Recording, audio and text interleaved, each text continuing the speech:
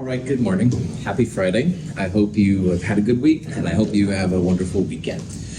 Next Monday, final lab for Chem 221. And so next Monday at 1:10, we'll first start off by talking about problem set 6, which is both Chapter 6, Part 1 and Chapter 6, Part 2. We'll then take quiz number 6, and then we'll go next door and do the hydrogen spectrum lab. And this is a lab you'll turn in at the end of lab, all right? So make sure you bring a printed copy, make sure you bring your calculator, should be pretty cool. If you're worried about time, you can do a lot of it actually ahead of time, but I would probably just do it during the lab, but it's up to you. Questions on that stuff? Cool. All right, we're going to start talking big time today about electron configurations, which is how electrons are basically placed around a nucleus. And we'll always start with the ones that are closest to the nucleus, so the ones that will be theoretically hardest to take away, and the outer ones will be the easiest to take away, and we'll talk about that too. In this discussion, I'm going to talk a lot about S block, P block, D block, and F block, all right? And S block is basically the left two columns with helium above beryllium, basically. And you'll see why here in a little bit. These two columns represent the 2 electrons that go in an s orbital. S orbitals always hold 2 electrons. There's 2 of them, so no problem. Now, if you count up the p columns, there's actually 6 of them. All right, and 6 columns represents the 6 electrons that can be placed in a p subshell. Now, a p subshell has 3 orbitals. L equals 1 means m sub L minus 1, 0, plus 1. And each of those holds 2 electrons. So 3 times 2 is where that 6 comes from. So 2p starts with boron and goes through neon and then basically straight down. The D block is in the middle, and we'll see that those are where the D electrons go. There are 10 columns in there because there's 5 orbitals and 2 electrons per orbital. And then finally the F block is the 4f and 5f. We'll talk about why that's a little funky and stuff. But anyway, if I talk about S block, the 2 on the left. P block, the 6 on the right. The D's are the ones kind of here in the middle, and the F's are the ones below. Then at the end of Wednesday, we started going through a couple of examples of how you can do these things. And lithium is the first of the atoms we looked at in the last part there anyway. Now, lithium is number 3 on the periodic table. And officially that 3 means 3 protons, the atomic number. But for what we're doing right now, these are neutral atoms. So 3 protons means 3 electrons. And like we saw on Wednesday, you always start with the 1s orbital, and then you go to the 2s orbital. And the reason the 1s is first is it has a lower n plus L value than 2s does. N plus L means take the number that's in front and add it to the number represented by the letter. So S means L equals 0.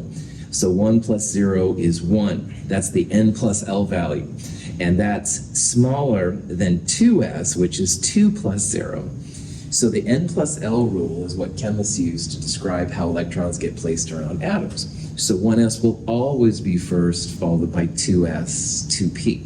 We talked about the Aufbau diagram, which you can use, or you can use the periodic table, whatever. But anyway, S orbitals always hold 2 electrons total, all right? They can have less than 2, but they can't have more than 2. So for the 3 electrons, we'll put the first 2 in the 1s orbital. This would be the 1s2 part. And then we'd have 2s1 right there. So the up and down arrows represent magnetism. Every electron has a spin, the m sub s quantum number. 1 can be up and 1 can be down per orbital. That's why there's 2 electrons per orbital.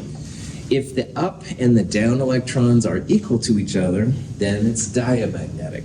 But as you can see from this diagram, you have 1 orbital right here with 1 unpaired electron. And even 1 unpaired electron makes the whole thing paramagnetic. So lithium is a paramagnetic atom because of that 1 unpaired electron there. what we're going to do the first part is we're just going to fill this all up. 1s2, 2s1 is the spectroscopic or SPDF notation.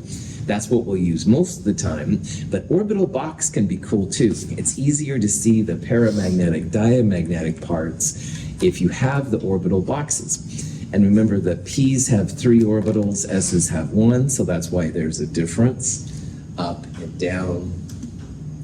Any questions on any of that kind of stuff? Cool.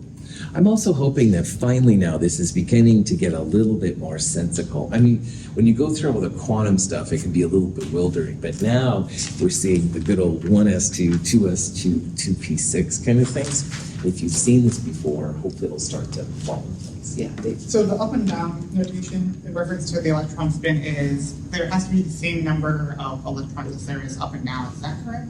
Or am I misled there? So there's 3 total electrons in lithium. So in this one, I would always start by writing the up arrow, all right? It's a little lower energy than the down arrow. So this would have then like 2 ups and 1 down, so they don't have to be equal to each other. Okay. You just start placing them down as low as you can and then filling them up. And the important part is there's 2 electrons per box, which is an orbital, all right? You can't have 3 electrons per orbital, so that's good. Other questions? Oh, how many boxes are for F again? So there's patterns in chemistry and this stuff. S has 1, P has 3, D has 5. Makes sense. 7. Okay. That's right, yeah. And one day, Gina, we're going to get to the 2 orbitals. Oh, I kind of get excited. So that would be the same thing. 1, 3, 5, 7. They should have 9. Okay. Yeah, right on. Good. Other questions? All right. We did look at beryllium on Wednesday too. Beryllium is just 1 more electron, 1 more proton than lithium. So again, it's very similar. The S's can always hold 2 electrons. So 1s2, 2s2 would be the configuration for beryllium. This atom is diamagnetic. Every up has a down. So this one is paired and this one is paired. So if you have one of these situations where every up has a down, it's diamagnetic. Paramagnetic things are attracted more towards magnetic fields by far than diamagnetic things. So if we had a strong magnet next to beryllium, probably wouldn't do much. But to lithium, we could maybe make it start twitching. Anyway, there's more to magnetism than just this, but that we could at least have the possibility, let's put it that way, of making lithium start moving with a magnet. Beryllium would just sit there and stare at us. Questions on that? Now, Gabriel, I think it was, asked a question at the end on Wednesday. Do the even numbers, are they always diamagnetic? And I'm going to return to that today. My answer at the time was that odd numbers will always be paramagnetic, but the evens may or may not be. And I want to follow up on that today.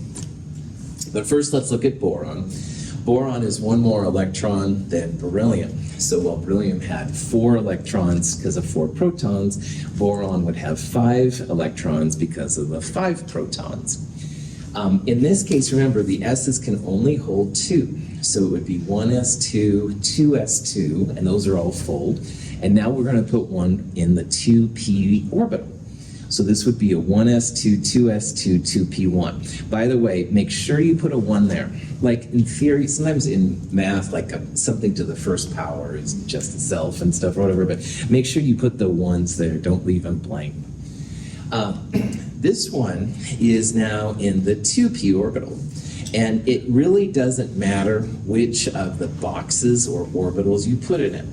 So in my example here, I put it on the far left one, all right. Luke decides to put it in the far right, and Rory put it in the middle. That's fine, all right.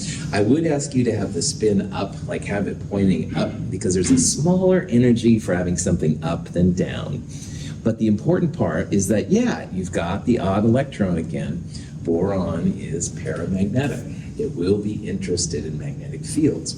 And again, odd number of electrons, always paramagnetic. I can't think of any exceptions to that now. It'll come back and bite me, of course. Anyway, good old carbon, organic chemistry, number 6. So 6 protons, 1 more electron than, of course, was in boron. And it feels like that, yeah, even numbers should be diamagnetic. But the p orbitals are kind of funky for something we haven't talked about yet. Now, in the p orbitals, you could put this electron next to this one. It would be spin down and spin up in the same box. But something we haven't talked about yet, which is called Hund's rule, says that each electron has to be in its own orbital first, and you only start pairing when there's no more rule. So Hund's rule, here's a picture of Hund, took me a while to find, but anyway, Hund's rule says that if you have the same orbitals that are the same energy, you want the electrons to be in their own orbital first, and you only start pairing when there's no more room. Energetically, the reason for it is that putting an up next to a down arrow takes a little bit of energy. Remember, these electrons are negative and they don't really want to be that close to each other. So it does take a little bit of energy to pair electrons. Now, the energy to pair electrons is certainly a lot less than to push it up to the 2p. But these orbitals right here are what they call in science degenerate, which means the same energy, all right? So there's really no reason why you could put them together or paired. And because it takes a little bit of energy to pair them, that's why you keep them separate. If you've ever lived in a house or something with a brother or sister, it's nicer to have your own room, all right? Because you have your own taste in music. Allie, I'm thinking of you because you said how big your family was. But anyway, it's nice to have your own room, all right? It's nothing wrong with having a brother or sister in the same room, but, you know, they like country and you like rock and roll or something. I don't know, different kind of tastes and stuff. So it's nicer to have your own room, all right? If you have to go in the same room, okay, it's possible, right? So that's how I think I would roll as a person. I'd just as soon not, you know, be with a sibling if I didn't have to. Electrons are the same way, all right? So Hund's rule means when you're adding electrons, 1 electron per each of those orbitals first. After that, we'll go through and start pairing things up. Any questions on that? So nitrogen, 1 more electron than carbon. 1s2, 2s2, 2p3 for 7 total electrons. And as a reminder, the superscripts, if you add them up, always should equal the total number of electrons. This is also paramagnetic, all right? Each electron goes in its own orbital first before you start pairing them up. It takes a little bit of energy to pair them up, and if you don't have to, you shouldn't. So nitrogen actually prefers to have 3 single electron orbitals right there. Cool. By the way, I didn't mention it, but carbon being paramagnetic was an example of an even electron system that wasn't diamagnetic. So just be on the lookout and stuff.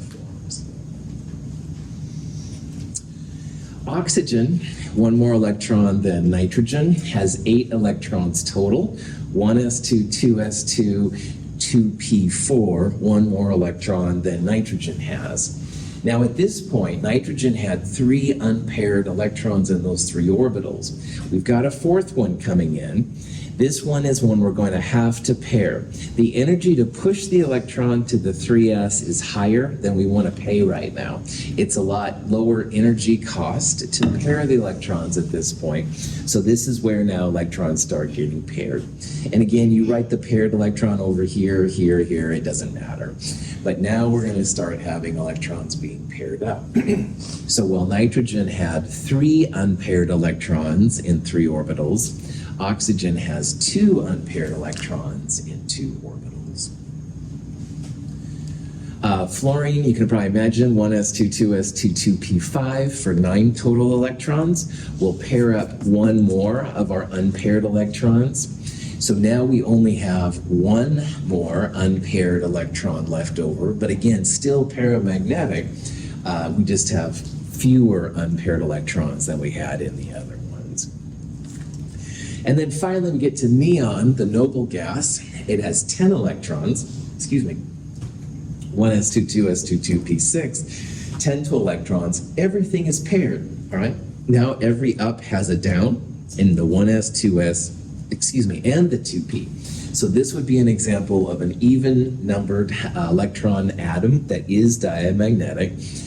Neon is super unreactive because it doesn't want to do anything. It's very happy. It's got all the electrons it needs and stuff like that. Good for neon. Questions? Using this diagram, what will be the next orbital we will fill up? 3s, that's right. It's literally just like walking up like a map, all right? And if you see a diagram like this, you can literally just kind of follow it through, which is pretty cool. This is the end of the second period. The second n value is totally filled. And now in the next one then, we'll start looking at the n equals 3 systems and stuff and see what's happening. Now, I want to go back here to the S block, P block, et cetera, et cetera. Oxygen was 2p4, fluorine is 2p5, neon is 2p6. And you can see here how the electrons are placed in.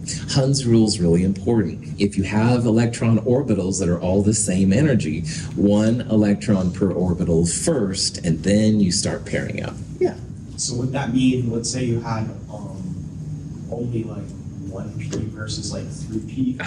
With the 3 unpaired, we should have a stronger bond when something than like a 1p? Ooh, that's harder to tell, but what is important about what you just said, Gabriel, is that 3 unpaired electrons makes it more paramagnetic. It's more interested in magnets than if you had a single electron. To know about bonds, you'd have to figure out like the bond energies of things like we did in chapter 5. So that could be all over the place. But if you have 3 unpaired electrons like nitrogen versus 1 unpaired electron fluorine, then you'd say the 3 unpaired electrons would be more paramagnetic than the 1 unpaired. Good question. Yeah, Dawson. Sorry. So since this is all based on like electron configuration, how does a positive or negative charge work affect? Cool. We will talk about ions. I want to go through the neutral atoms first, and then we'll come back to that. So hold on to that question. I will address it. That's super important. Maybe you can see some patterns developing, like fluoride is almost not always -1, but I want to tease you a little bit longer here and go through the neutral ones first. So I will come back to that now. Other questions? All right, sodium, 11 electrons total because it's number 11 on the periodic table. 1s22, s22, p6, 3s1. Now you can see these things are getting longer and longer and longer, all right? So after a while, chemists and scientists get bored and they realize that 1s22, s22, p6, that's neon. All right, so we have essentially a neon core and a 3s1 electron outside of it. So noble gas notation is something you'll see a lot. Neon in square brackets, by the way, plus 3s1 would be an alternate way to talk about sodium. Instead of going 1s22, s22, p6, 3s1, when really the 3s1, as we're going to see going back to Dawson's comment, which I'll keep teasing you about, is the most important part. You can't just talk about it as a noble gas with the extra electrons outside. So neon 3s1 is equivalent to 1s22, s22, p6, 3s1. And as we get to bigger and bigger atoms, using noble gas is a great way to save a little time. All the group 1A elements have some kind of noble gas core NS1 configuration. So let's look at the periodic table at lithium. Now lithium we saw earlier was 1s2, 2s1. Well, helium is a noble gas. It has a 1s2 configuration. So if you were bored with lithium, you could write helium in square brackets. Don't use circle brackets or anything like that, square brackets. Helium 2s1. This is the N number, all right? So sodium, it was a 3s1. Lithium, it's a 2s1. What's francium, Dr. Russell? Oh, good question. I was sitting in the back end of visibility. You would go back to the nearest noble gas from francium, which is radon. you'd write radon, Rn in brackets, and it has a 7s1. So this is a really cool way to quickly find electron configurations, all right? Most of the time, to be honest, you don't need the noble gas electrons. So if you just place them in square brackets, take care of business. Aluminum, group 3A, 13 electrons total. Complete electron configuration would be 1s2, 2s2, 2p6, 3s2, 3p1. Or you can just realize that 1s2, 2s2, 2p6 once again is neon. So it's less breathing, if you will, to write neon, square brackets, 3s2, 3p1. Either way is okay. All right, sometimes it's cool to write out the whole thing. Sometimes it's neat to write noble gas. You can do it either way. This would be the electron configuration in orbital box. You can see it's paramagnetic.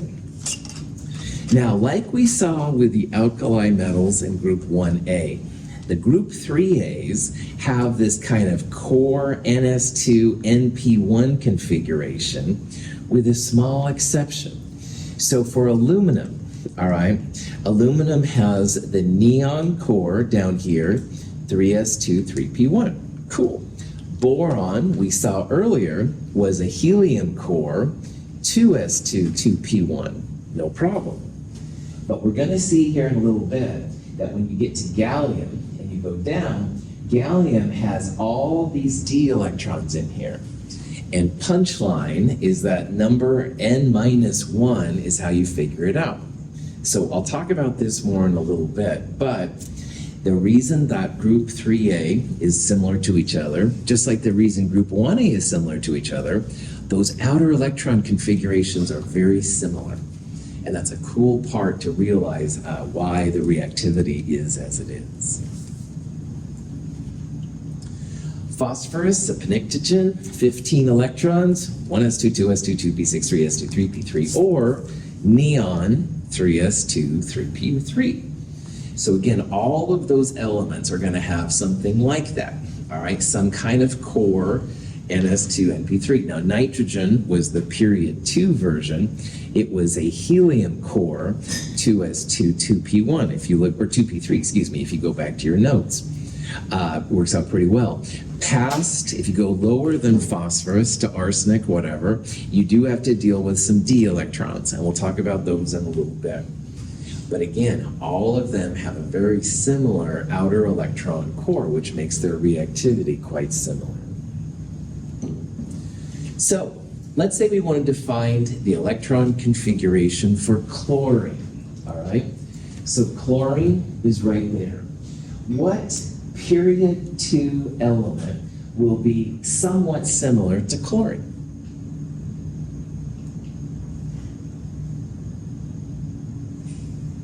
Are periods left to right or up and down? Side to side. So, all right, it's a fire. Periods are left to right, groups are top to bottom, all right? So if you're looking for chlorine, an element similar to chlorine in period 2, you'd go left to right across here. And what you would look for is the element in the same group, all right, that was above it. So fluorine should have an electron configuration which is pretty similar to chlorine. Fluorine would be a helium core, 2s2, these two right there. And if you count, 1, 2, 3, 4, 5, 2p5. So if it was fluorine, it would be a helium, 2s2, 2p5. Chlorine is going to be super similar, but instead of helium, what noble gas will we use? Neon, yeah, nice job. Neon core.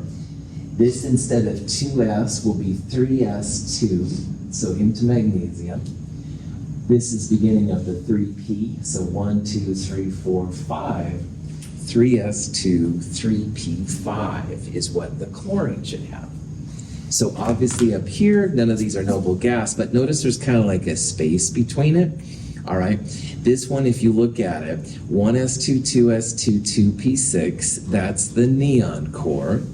And then 3s2, 3p5 would be the ones to get you to chlorine. Questions on that? let's say that student X in the back of the room is like, I don't understand this 1s2 stuff. All right. Another way you could do a problem like this, I don't recommend it, but you could. Chlorine's number 17.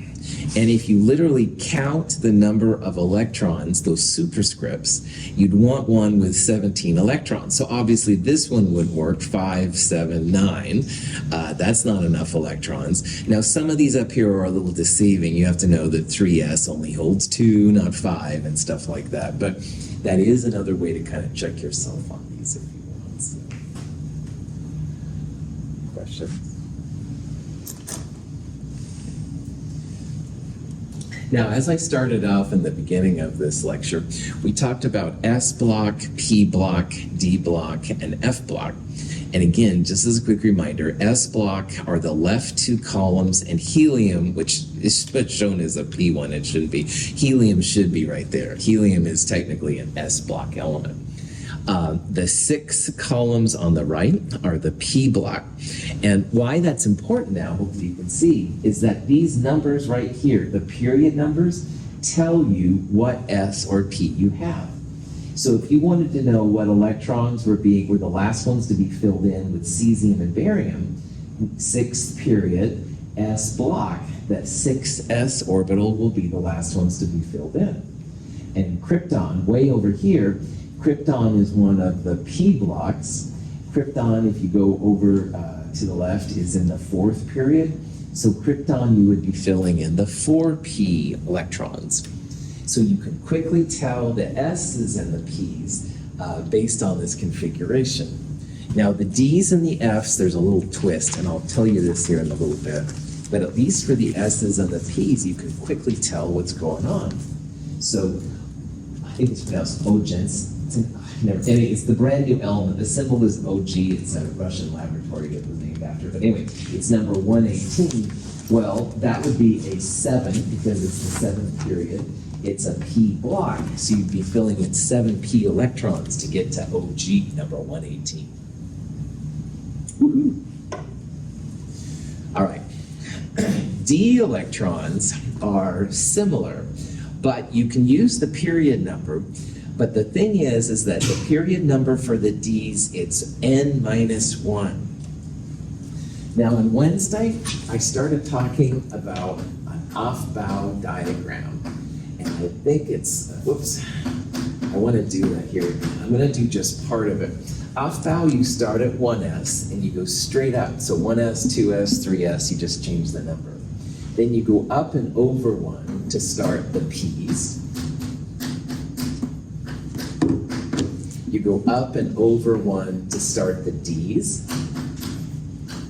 And if you wanted to, you go up and over 1 to start the F's. And if you really want to get fancy, you can start the G's right there. But what's important here is that if you put these diagonal lines through, it shows the order that your electrons go through. So I'm just going to do these parts right here. We saw earlier that the 1s was always the first one to get filled in. All right, always. Then the next arrow, 2s, gets filled in. Next arrow, 2p gets filled in before the 3s. Next arrow, 3p gets filled in, but the 4s sneaks inside, all right?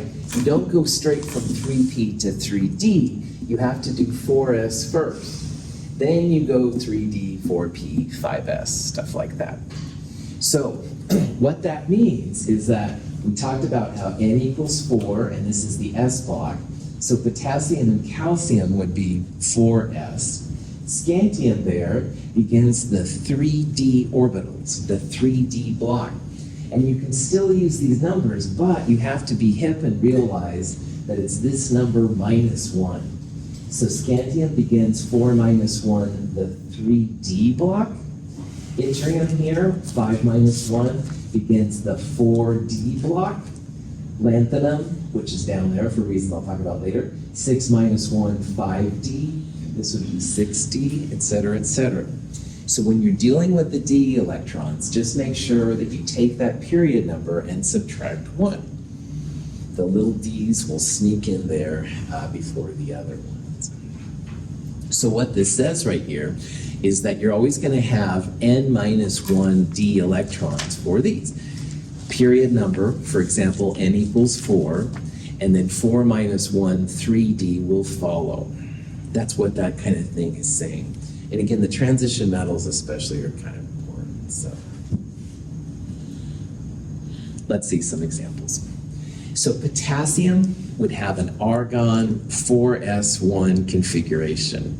1s through 3p6 is the argon configuration, and anything past that then would go there 4s1. Calcium would be similar, but with one more electron than potassium had, argon 4s2. Now, scandium is the first of the transition metals. It's got one more electron than calcium does. So this is the beginning now of the D block. It's the ones with the B's up there on this version of the periodic table. And to figure out the number again, you use the period number minus 1. So while potassium and calcium are 4s, all of these are 4 minus 1, 3d. It's a little weird, but that's how the n plus L rule rolls. So for scandium, you could go 1s2, 2s2, 2p6, 3s2, 3p6, 4s2, 3d1, or of course just argon, 4s2, 3d1. Any questions on that? Titanium, which is a cool element. Titanium has one more electron than scandium does. So D's hold up to 10 electrons. So like Gina was saying earlier, asked about earlier, S's always hold 2, P's always hold up to 6, and D's can hold up to 10. So you're going to get a lot of bang for your buck when it comes to these D orbitals. You would write it as argon 4s2, 3d2. Yeah.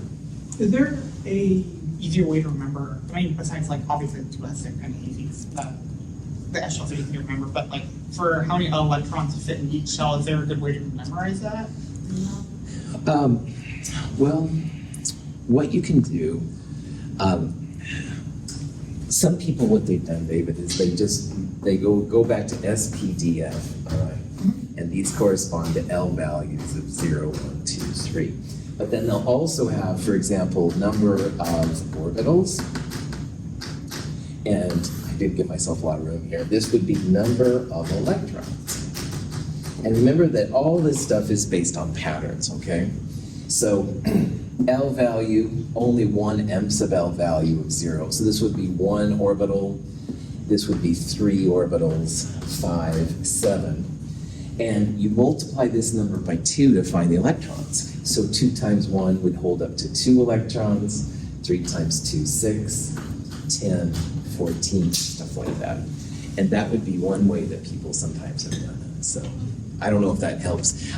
Another thing David can do is that if you dig my blocks ideas, and you don't have to, but if you do, there's 2 columns in the S block. That means 2 electrons. So S's hold 2, all right?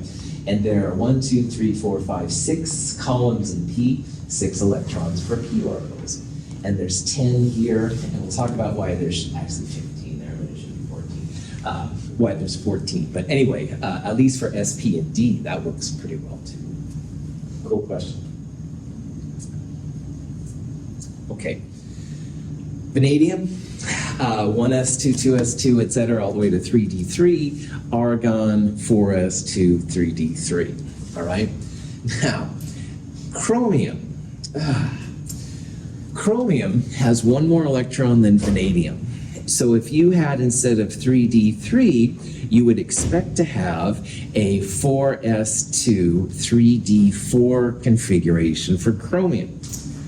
But my beloved N plus L rule, which is what the whole Aufbau diagram here is based on, breaks down for some elements. Not too many of them, but chromium is the first one. So chromium has actually an argon 4s1, 3d5. People try to rationalize that extra electron makes a 3d4. And this 4s2, the other electron decides to jump ship into its own orbital. So when you do an orbital box, you actually get 6 unpaired electrons. So this is a break in the N plus L rule. If you would write for chromium, you told me on a quiz or exam, argon 4s2 3d4, I will give you credit because chemists haven't figured out why this is the case yet. But I want you to know that the actual electron configuration is argon 4s1 3d5. This is kind of frustrating when you're learning because I'm like, well, we don't know what it is. But I want you to know that there's still work to be done in chemistry, all right? Still things to figure out. No one's quite clear why the electron jumped ship over there. But in the N plus L rule, which works 90% of the time perfectly, there are a couple elements we'll see that it breaks down.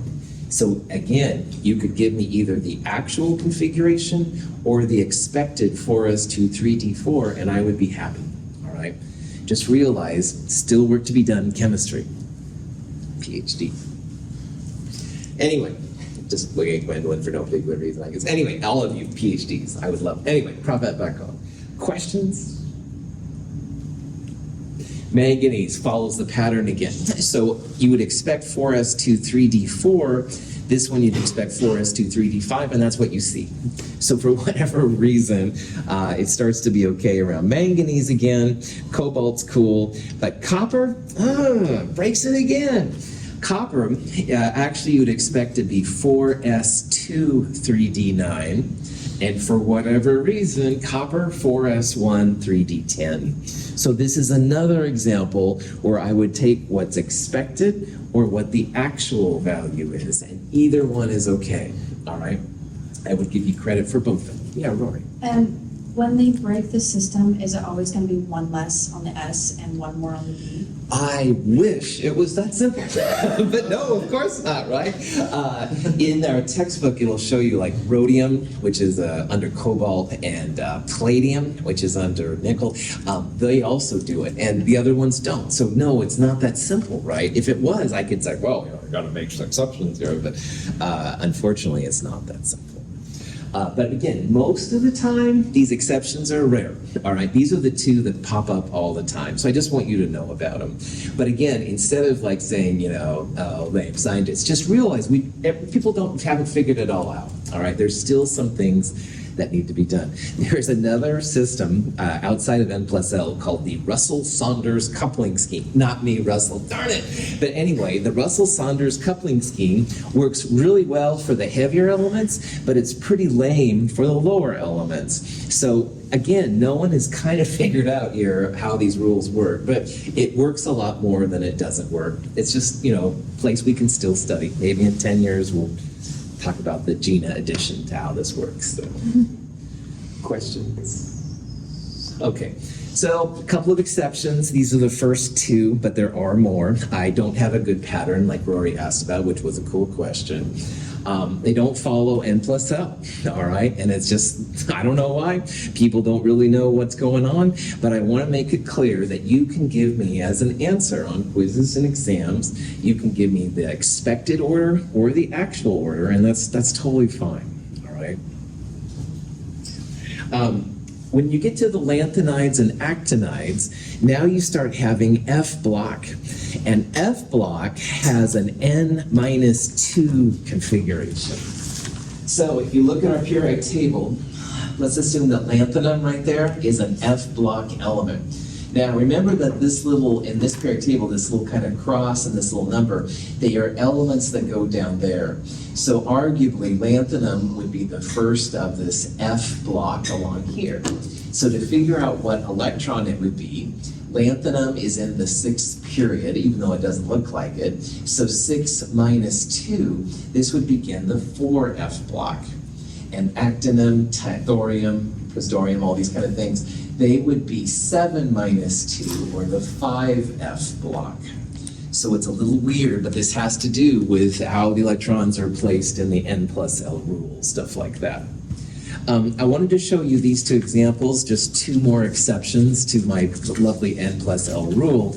You would expect that cerium would be a 6s2 4f2, and what they see actually is 6s2 5d1 4f1. And I want to talk about this one especially because if you count from lanthanum over diluthium, it's 1, 2, 3, 4, 5, 6, 7, 8, 9, 10, 11, 12, 13, 14, 15, which is totally lame because I just told David that, oh, well, F blocks always have 14 electrons. Chemists aren't sure if lanthanum and actinum are part of the D blocks or part of the F blocks.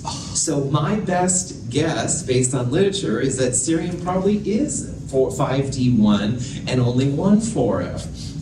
So that's why there's 15. Again, I would take either the expected or the actual thing. It hasn't all been figured out, all right? And I can't explain it. I'm not gonna try to explain it. Uranium's another one and stuff like that. But again, the goal for me to have, for you to do, is to just do the expected one. Like uranium you'd think was radon 7s2 5f4, all right? And that's what I would like you to know. But if you look it up, you'll see some weird ones. Once in a while, the D electrons jump ship. There's arguments if this really is 6D or 5F because they're pretty close, but that's neither here nor there. So still work to be done. Questions? So one thing that's going to be important for you as a person learning this stuff is you've got to know how electrons go in these different pieces, all right? I think I would recommend the Aufbau diagram above all else. You can draw it really fast. You can use one on your cheat sheet and stuff and do that, which is fine. But you can also use the periodic table to tell you, because now that you know that the S's and the P's follow the period number, so like 3S and 3P are on the third period and 4S and 4P are on the fourth one, and if you know that D's are the period number -1 and the F's are the period number -2, you can figure out what they are. You literally just follow the electrons through. So hydrogen and helium, 1s2. Into beryllium, 2s2, 2p6, et cetera, et cetera. So you can use the periodic table. You can use the Aufbau diagram. You can also just literally write out on your cheat sheet 1s2, 2s2, 2p6, 3s2, 3p6, 4s2, et cetera, in order. And then you can just start adding electrons through.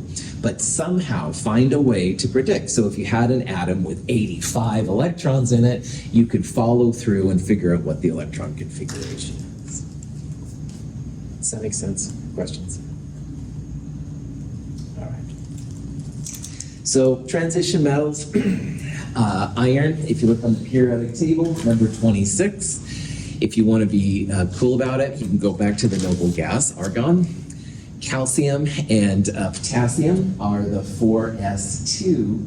And then getting to iron, this would be 3d1 for scandium, 3d2, 3d3, 3d4, chromium is expected anyway, 5, 6.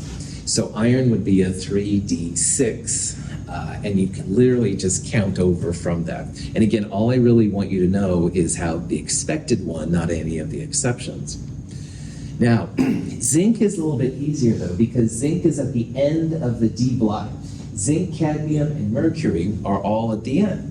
So zinc would have a 3d10, because that's what you need to get to the end, while cadmium would be 4d10, mercury 5d10, stuff like that. So that one's not too bad. Technetium is Tc right there. You go back to the nearest noble gas, which is krypton. Krypton, rubidium, and strontium. This is the 5s block, so it'd be 5s2. And then to get to Tc, 1, 2, 3, 4, 5. 5 minus 1 would be 4d5. So hopefully you can kind of see how this rolls. Niobium would be 4d3, it's 2 less than that one. Osmium has F block elements in it, so make sure you account for those, but it would be 5d6. And Meitnerium, which is number 109, I don't even, oh, it is right there, good. Number 109, radon 7s2, 5f14, 67. So if you can figure these kind of things out, it's no problem. At first it's a little awkward, but it does fall in usually pretty good for people, so.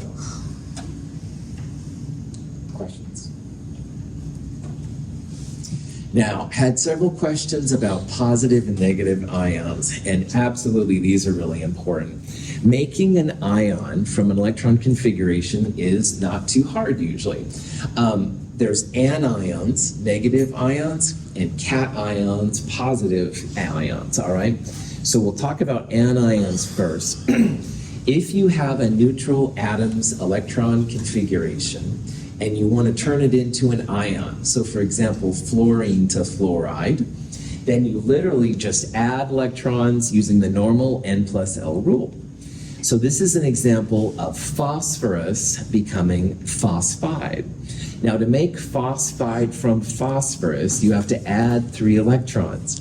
And remember, we saw that group 5A, 5 minus 8, they should have a -3 charge. Well, that means adding 3 electrons. And lo and behold, phosphorus we saw earlier was a 3p3, 3 unpaired electrons. First electron goes in this box, second electron in that one, third in that one, filled noble gas configuration.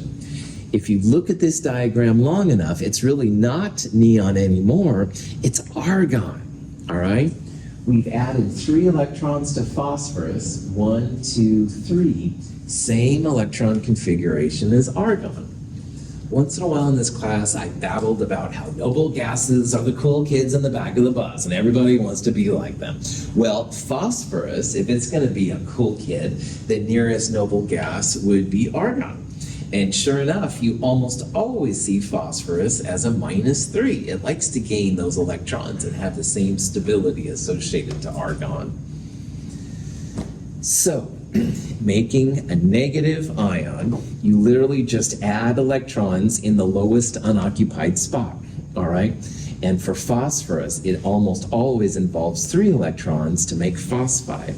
Those noble gases, pretty cool for chemists, pretty cool for ions, let's put it that way. Questions? Okay. Now, cations are the positive ions from atoms, all right? And you can make potassium into potassium ion, all these kind of things. There's a little bit of a twist here. Most of the time, it's pretty simple. Most of the time, when you take away electrons, which is what you do for a cation, the last electrons in are the first electrons out most of the time. And I'll talk about this. This is an example of the most of the time. The last electrons we put into phosphorus were the 3p3, all right? Those electrons were the last ones, like 3s2, 3p3. So if you're taking away electrons, you'll take them away from the 3p3. Phosphorus 3+, which does happen once in a while, would have a neon core 3s2. It's diamagnetic, it's not a noble gas, but it is what you do. So most of the time, when you're taking away electrons, the last electrons you put in are the first ones out. They're the farthest from the nucleus. The nucleus, the big source of positive energy, is under the 1s. Think about it that way. So these are farther away, all right? Like, let's say that you're all bored with me talking, heaven forbid. Anyway, Gina can't get away with anything. She's right here in front. I go, Gina, I'm watching you, taking notes and stuff. But, you know, on the other hand, Gabriel says, I'm out of here, man. I may or may not see him slip out the back door. He's farther from the nucleus, all right? So these electrons would be like the farthest from me, and these electrons down here would be the closest. So the electrons that are going to go away, if you're going to make a positive ion, they'll be the ones farthest from the nucleus. So most of the time, last electrons in are the first electrons out. Question? Okay.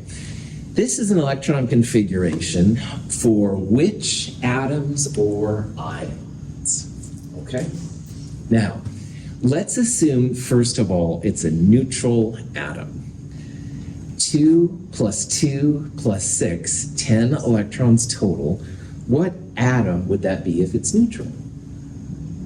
Neon, right on. If you look at the periodic table, 10 electrons is neon, all right? So if this was a neutral atom, 2 plus 2 plus 6, it would be neon, all right? So you might be tempted to push neon. But hold on. Oxygen, 1s2, 2s2, 2p4, all right? Now, if you're going to add electrons to oxygen, it wants to be a cool kid on the back of the bus, which would be a neon. oxygen wants to gain 2 electrons. We saw this whole term that oxygen's always -2 when it's with compounds. So O minus 2 also has a 1s2, 2s2, 2p6 configuration. And sodium has neon 3s1. I want to be a cool kid in the back of the bus. Yeah, it's going to lose an electron. It'll be neon. They're all, they're all 1s2, 2s2, 2p6. So this is where the power of understanding how these positives and negatives are big. Questions on that? So they don't all have a unique address, kind of. That's right. The electrons in these atoms and ions do have a unique address, but the overall electrons for all of these are the same. That's right. That's right. They would be like, instead of sending it to Gresham, you'd send them to Seattle, something like that. All right. Thanks for being. We'll finish this up on Monday. Have a wonderful weekend.